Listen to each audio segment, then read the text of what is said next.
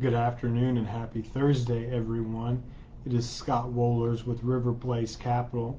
Want to start out, it's Thursday, December the 26th. Want to start out by wishing everyone a Merry Christmas and a Happy Hanukkah. I hope everyone had a wonderful holiday yesterday and is enjoying the festivities as we near the new year, and Happy New Year to everyone as well, as this will be the last video of 2024. But we'll start off by just what markets did last week. And as we know, we talked about last week, there was a big sell-off on last Wednesday as the Fed Chair Powell gave his press conference and let the market know that it looks like there's going to be about 2 rate cuts next year. That's all that has been anticipated. And the 10-year Treasury has risen all the way up to about 460, which is pretty high, and that has put a dampener and a lid on stocks. We haven't really talked about the 10-year Treasury and the impact on stocks because it's correlated with what the Fed's doing, why rates are going up.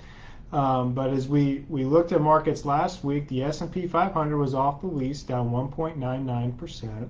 The mid-cap index, as measured by the S&P 400, was down much worse, down 4.67%, and the small caps were down the worst, down 5.4% on the week. And I just wanted to point out, we don't talk about this often, but the equal weight index of the S&P 500 was down 3.5% as well last week. So if you weren't at that 199 like the S&P, don't feel too bad, because the market got very concentrated again at the very top. Big growth names is the only thing that was working while the market was selling off. And the market was looking for a catalyst to sell off. It had been going on a roar straight up since the election, and it just was looking for an excuse for profit taking. So as we're looking forward and we're looking out through the remainder of the year, there's a couple of things I wanted to point out from an almanac technical standpoint, where what happened last week, what allowed markets to move positive this week, was last Friday we got core PCE, which is the Fed's favorite gauge of inflation, and it came in at 2.4% year over year instead of 2.5% as expected, which allowed the market rally to continue. You saw rates retreat just a little bit, and you saw the market rally continue.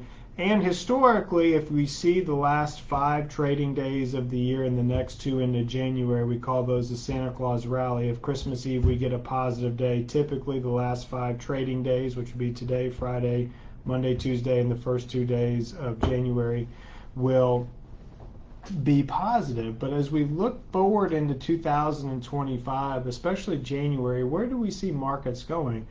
2023, we were up 24%. As we sit here speaking right now, we're up roughly 27% on the S&P 500. 2 great years back to back. And what a lot of people are sitting on right now is a tremendous amount of gains. And if you are a professional money manager and you know that your clients are sitting on a tremendous amount of gains, one of the most prudent things to do is to capture those gains from the winners and buy your losers. And that is a process called rebalancing. What we anticipate is a lot of professional money managers come January will start rebalancing portfolios after 2 years of such tremendous growth.